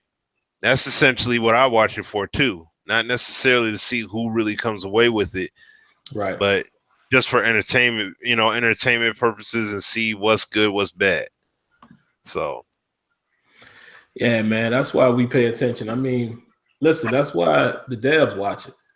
And it's funny, man, because I had a recent conversation with A-Dub. You know, he's become some of you guys' favorite. He's been one of my favorites for the longest. mm-hmm. And it's funny, man, because, you know, he was telling me how a lot of times, and listen, I'm not trying to put people on blast, so I'll keep it very general.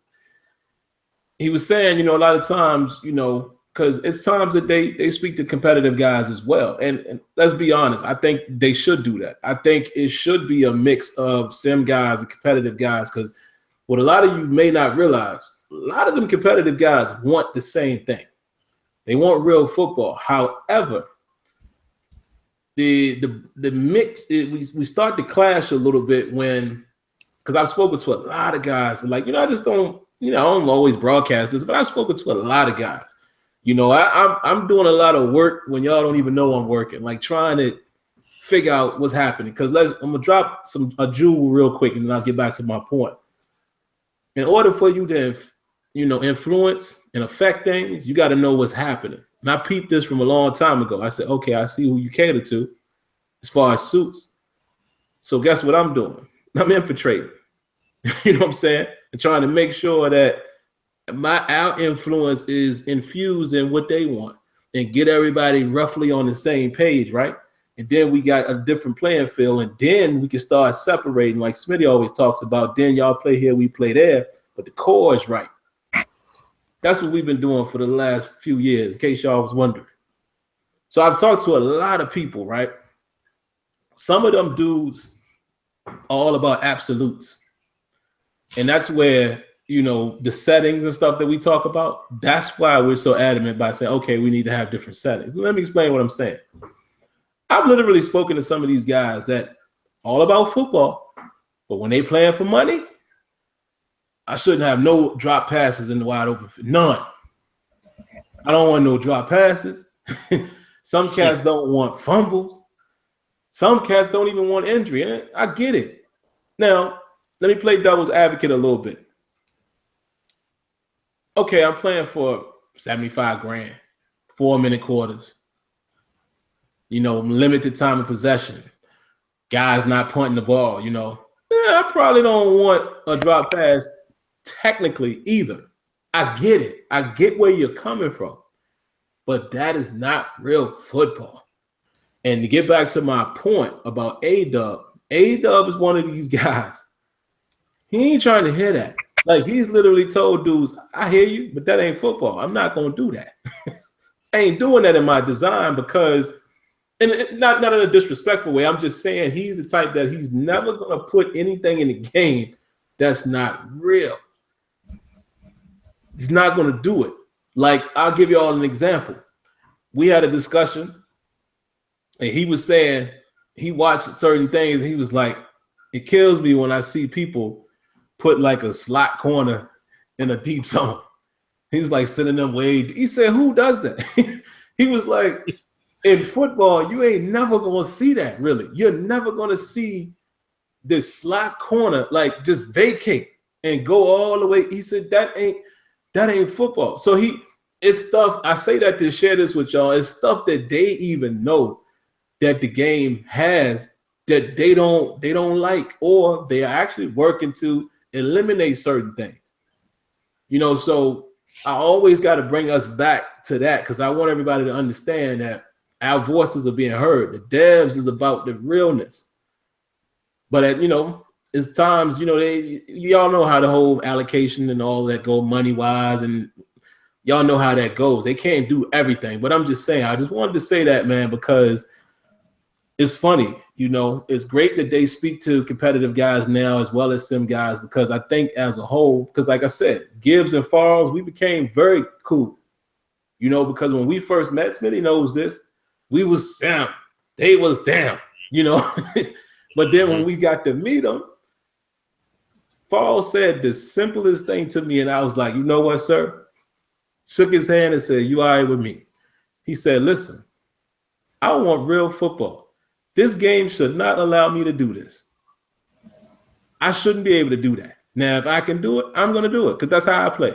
But I should not be able to do that. And I was like, you know what? I can't fault that.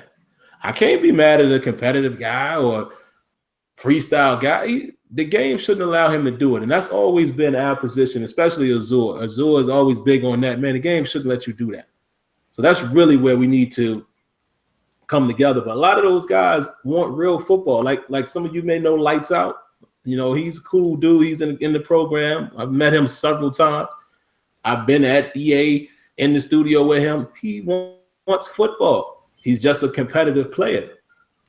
You know what I'm saying? So Zan, we talk about Zan. A lot of you guys, let me give him a quick shout out. You may know him from Forward Progress. I think that's the name of his channel. Forgive me, Zan, if I didn't say that right, but this dude knows football in and out. Trust me. He knows his stuff. But when he plays Madden, yeah, he plays tourney style too when he wants to, but he knows football. So it's not a question of whether or not he knows it. Some of these guys don't. Let's be honest. Some of them don't. Some. But a lot of these dudes want to, like RG. RG came from the competitive world. He wants the same stuff. Me and him are always talking about real football stuff that we need in the game and stuff like that. So just had to say that real quick, Smitty. I don't know if you wanted to comment on that or not, or if you wanted to jump into the next topic real quick. No, I can just go into the next topic and everything else. Yep. So I guess we'll try to knock this out real quick, guys. We'll save the Peter Moore thing for the end, because that's pretty much a one. Well, let's just say it right now, Smitty, and you tell me whether you agree or not if you want to add to it. We'll be real brief with this. I don't think it's going to affect anything. A lot of people have been asking me that, as far as, man, what does that mean for Matt? Listen, Peter Moore, as it stands, where he was really leading the charge for the, helped leading the charge for the competitive stuff and things like that. Not so much the development of Madden per se or other games. The guy that you need to kind of hold your hat on or, hold accountable for that now would be Andrew Wilson. Andrew Wilson is really the guy leading the initiative for like the EA Sports games. He's the guy. Now that's why you hear him now on the investors call. Cam Weber is now in a different position, which is he's in a higher position. He's no longer the what is he now? I know his title, but I don't want to mess it up, so I'm not going to say it now. But let's just say guys have been moving, but Andrew Wilson is really the guy that's fueling all of the drive around with the EA Sports games as a whole. Should be all of the games. So I don't think Peter Moore even has nothing to do with any effect on the game. I'm sure those people under him and all that know what they're doing. They know how to keep whatever he was doing going. So that's just my thought. And, the dude has opportunity. I think that's his home base team, Liverpool. So it's like, bro, who ain't going to take that? I don't care how happy you are at your job. Let the Pittsburgh Steelers tell me they want me to do anything in their organization. I'm out. I'll tell my job, listen, bro, it was nice knowing y'all. I appreciate everything y'all did. I got to go. So I understand that. But anything you want to add to that, Smitty? I'll just say flat out, congratulations. Right. Because, that's a childhood goal.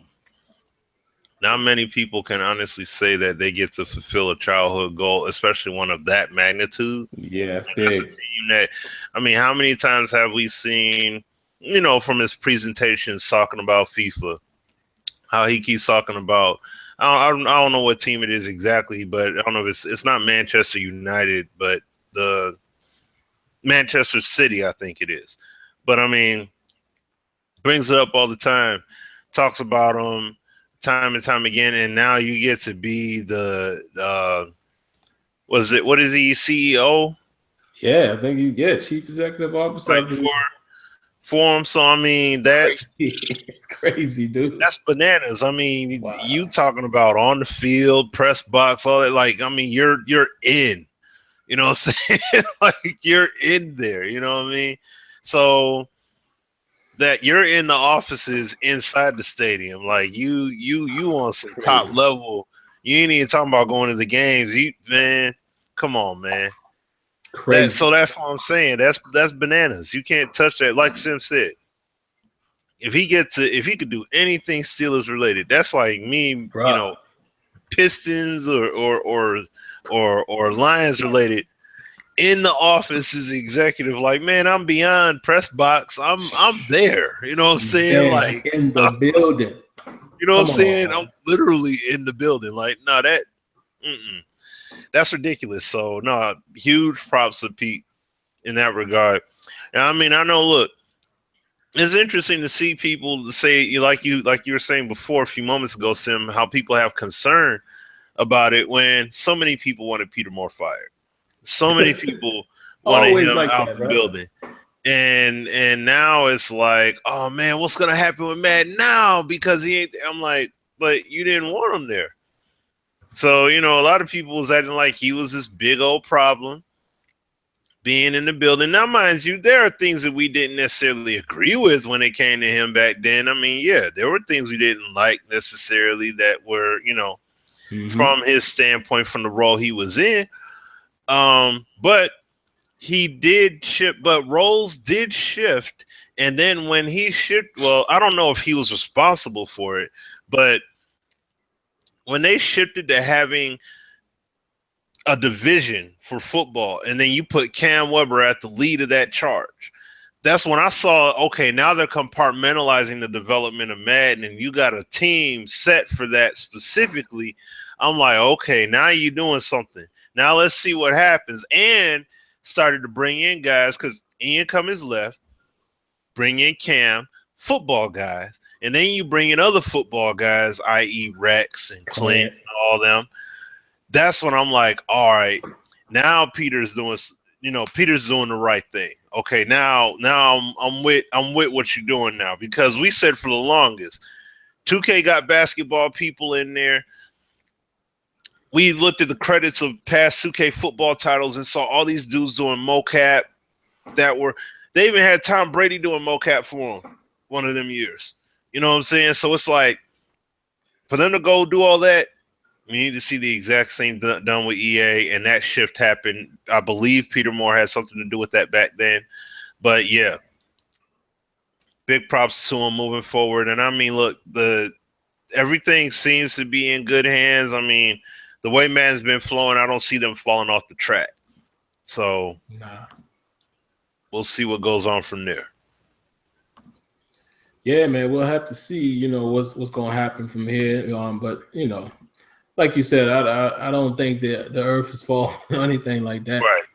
It is what it is, man. And it's funny, man. I wish Azure was on here, because even this, it's always a running joke. Because I guess there's no secret, guys. When we're able to go to EA, of course they take care of you. Anybody who's ever been there, they take care of you. You don't buy stuff, what have you. And we used to always be like, oh, Uncle Peter got us. That's always the joke that Azure used to always say, oh, don't worry, it's Uncle Peter. Oh. But guess we're gonna have to change that now. But yeah, man, I don't see anything being in disarray or what have you because of the role that he was in. I don't think it has a huge effect. But hey, it is what it is. Congratulations to you. Do your thing. So, all right, guys, we'll go ahead and finish up, man, with the Kevin Durant injury, and then kind of roll into the Cavs as well. And I'll go ahead and kick it off and then throw it to Smitty, and that should be it for the night. I think it's huge, Smitty. Durant getting injured, especially if it's significant. Obvious reasons. Everybody's going to say, oh, well, it hurts the trilogy and all of that. But I'm going to tell you why it could really be a big deal. You watch the Warriors play. Granted, they are now, I think they've lost 10 games now, which is still incredible. But they're not the same team, man. Even when they're blowing people out, and I don't know, and I can't wait to hear your remarks on this point, because like I said, you really study basketball, but probably a bit more than I do, even though I'm a fan of it. They just don't seem like the same team to me. When they lose, you really see why they lost. And I know people can say that about any team, but no, man, it's different. There's something different about them. They don't have the same bench. Everybody knows they're kind of weak in the middle. And without Durant, you're losing a huge component because you don't have the same bench you had last year and some of the help you could rely on. Yeah, they got Livingston. They still got Iguodala. But some of those other guys, man, Barbosa was a spark plug. Harrison Barnes wasn't all that efficient, but he used to help from time to time. Bogut, Spates. They had a different chemistry last year, and you could see it without KD. Now, what's actually happened, in my opinion, KD has become kind of the alpha male. let's be honest here. Curry is still the guy. Steph's still the man. Still get hot. I love Clay. That's always a great debate. People say who's the better of the two. Listen, man, that's a tough one. I like Clay a lot. I think Steph is a little flashier, so you don't pay attention to what Clay really can bring. But Clay can even do a little bit of the dirty work from time to time. But even though Steph, he going to create shots, though. So that's the thing. Can't take nothing away from him. He passed, he's a point guard and can shoot the lights out of the gym.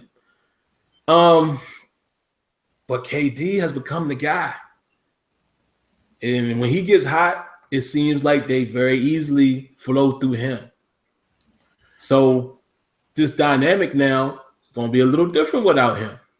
You saw it a little bit in that game. I was actually watching the game against the Wizards, and the Wizards ran them. They gave them a nice run. Of course, they pulled back into it, and, the game was a little closer near the end. But it just showed you where they could be attacked. So now you got to look at a team like the Rockets, the Spurs. Let's not forget about the Spurs, what I like to call the New England of the NBA, because them boys is always right there.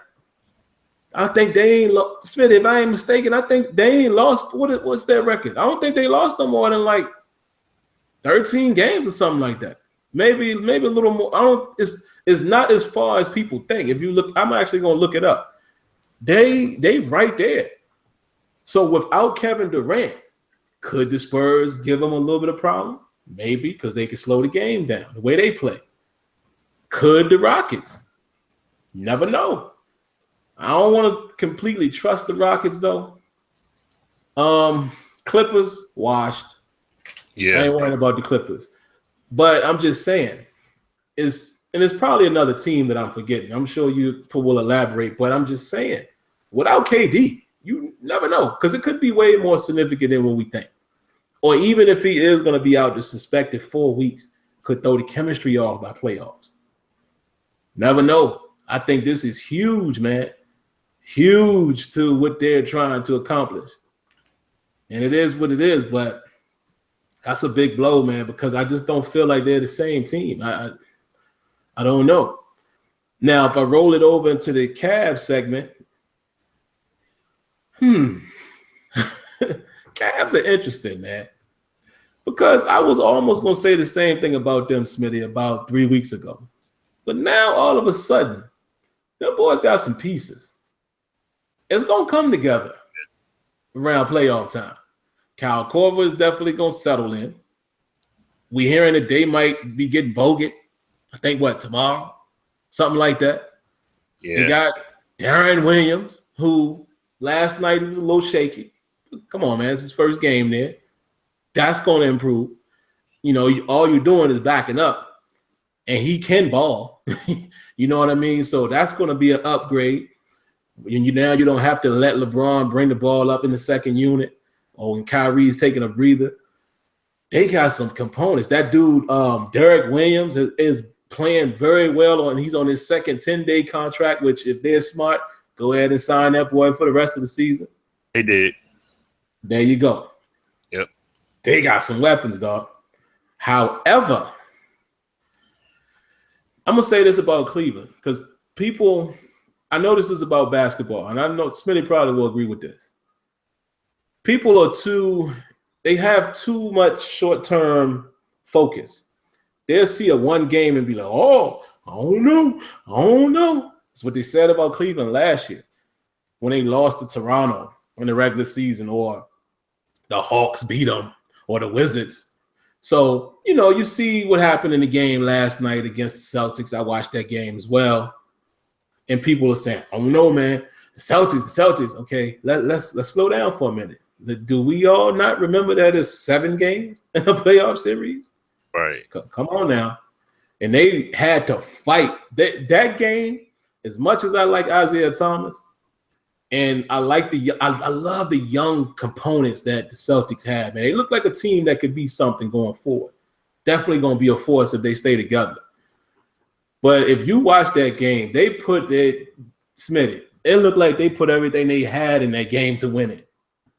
And when Cleveland is clicking, they win the game. They can win a game easily. You know what I'm saying? So I'm going to go on the record and say, yeah, they still the same team. I don't see no real threat. I think if they meet Toronto might get them a couple games. I think this year, I feel like this Cavs team probably will get them 4-2. This year. I don't think it goes deep. Boston might give them a run. But anybody else? Nah. I don't see nobody else really knocking them off in 7. It's going to be tough. So you're looking at probably Cleveland getting to the finals, potentially facing, who knows? Depends on what's going on with KD. Because I'm telling you, I don't know if they come out the West. I can't rightfully say that without KD, because that team is not the 73-9 team. That ain't the same team to me. So it's interesting, Smitty. So I definitely think KD's injury is significant. We'll have to see how it plays out. It does, however, make this the season more interesting to me now, because I do see teams like Boston and Toronto balling a little bit, and I see the West is getting a little tight with a couple of teams out there. So I am interested in watching now, because I don't just feel like it's automatically going to be Warriors Cavs. But those are just my quick thoughts, man. Definitely bless us with your knowledge, man. Your thoughts on it. I just think that, I don't think that it would necessarily be a blowout, like series wise, if it came down to it. But the Wizards. My fault, Smitty. I did want to say that. Watch out for the Wizards, though. The Wizards is an interesting team too, because they got a little talent out there. Got some shooters. That backcourt. I like Otto Porter. They got some things. I like your boy. What's my name? What's my man's name? Morris. Markieff Morris, I think his name is. Markieff Morris. Yeah. Watch out for them. And they could knock off one of them teams like the Celtics or whatever, and then they won't beat Cleveland in 7 either. So that's why I'm just not sure. But it's a little battle going on in the East. But my bad. Go ahead, Smitty. No, you're cool. No, I was just saying real quick about it that, there's KD going down is huge for the Warriors, no matter what, because they don't have the same pieces anymore to, combat a loss on that level. But what I would say with LeBron is stacked. I mean, you got Darren Williams, you got Andrew Bogut, you got Derek Williams, who is a legitimately serviceable player.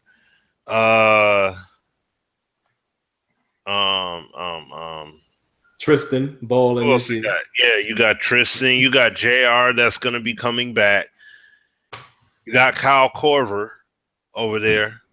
I mean, you got, and like I said, Darren Williams is much better. He's definitely better than Delly that you guys had. So he's definitely a big time upgrade. Right. So they got a lot of pieces over there, a lot of solid pieces.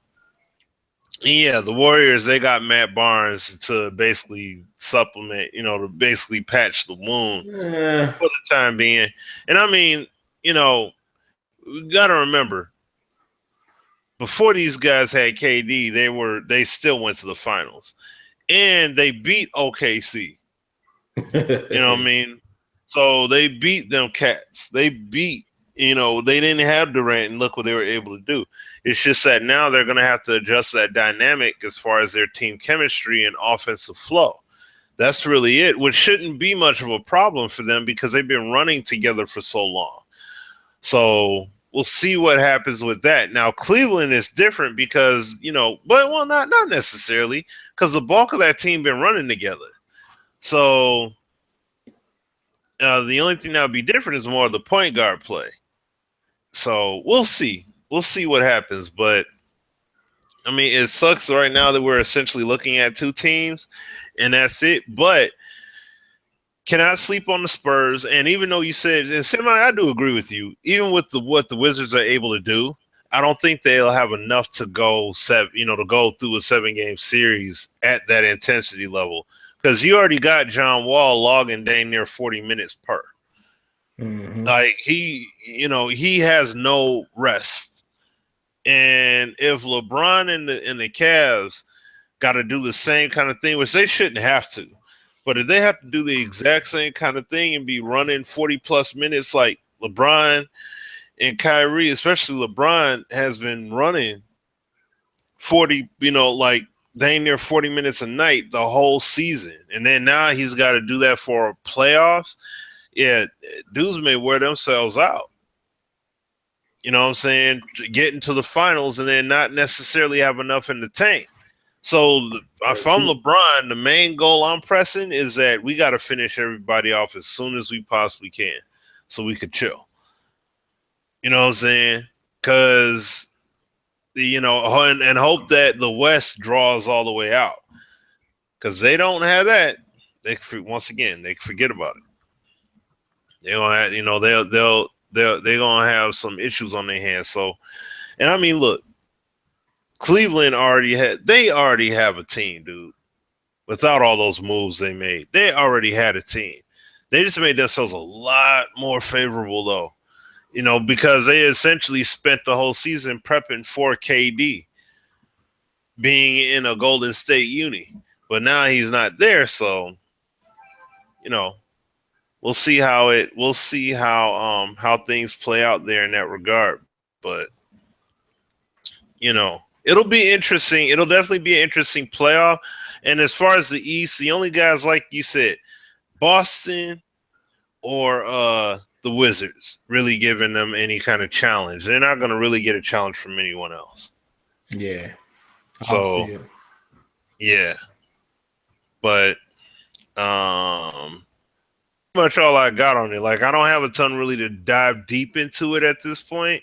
We'll see once playoffs kick in and everything, what happens, because it's one thing when it's regular season, but it's a whole different season once that playoff, kicks in. So dudes are really gonna, teams are gonna try their best to kick it into a very, very, an additional high gear than normal. So we'll see what happens, man. But I'll throw it back to you. Yeah, I think it's gonna be interesting, man. I think Darren Williams, like you said, he's key. Because let's not forget who he is. You know what I'm saying? And it's funny because sometimes players bounce around and they're great players. And he just happened to be one of those guys that's been on a few teams. But yeah, as a backup, I take it. But yeah, I think we said it all there, man. We'll see how everything shakes out and how it plays come playoff time. And that's about it, guys. Next week, like I said, man, I'll be happy to go ahead and do the fourth man, so to speak. And DJ, if you're still listening, if you want to kick it off with yourself, let's do it. You and I, Smitty and Azure, we could, chat it up on Twitter or whatever, or we can call each other, whatever you want to do. We can start talking, let's say like Monday, and, kind of get a game plan together, what we might want to address, and then we'll have it that way. So everybody is on the same page. But other than that, Combine is going through the weekend, guys. Keep an eye out on some of the people that you like and get your hopes up about your team. I just put in the chat, I just saw that Brandon Marshall got released from the Jets, which great for him. Maybe he can go finish his career somewhere that has a shot. I already know Steelers fans are going to be saying, what about the Steelers? He's from Pittsburgh. Man, chill out, man. We got receivers on receivers, assuming Martavis is coming back. So we'll see. I mean, listen, I'd be happy to bring anybody in like that helps us out. Like, that would be crazy. Like, just thinking, having a Brandon Marshall type guy with Antonio Brown and Martavis Bryant, Jesus Christ. That would be crazy. But I don't think that's a need for the Steelers. So I'm a real focused Steelers fan, if you will. Like, I don't want to offend nobody, but I really look at where we really need help, where we really need to spend money. Is it on a wide receiver? Nah, not at the moment. We just spent money on one, Antonio Brown, big money. We need to get that defense together, primarily pass rushers. So we'll see how all that shakes out. But that's all we got for you guys, man. We appreciate everybody hanging out with us tonight. DJ coming on, 205 coming on. Don't forget, guys, whenever you guys want to come on, just give us your email. We'll bring you on. We'll be happy to have you. All right, so that's it. Everyone have a nice, safe weekend. We'll be back at you guys next week. Peace. Peace.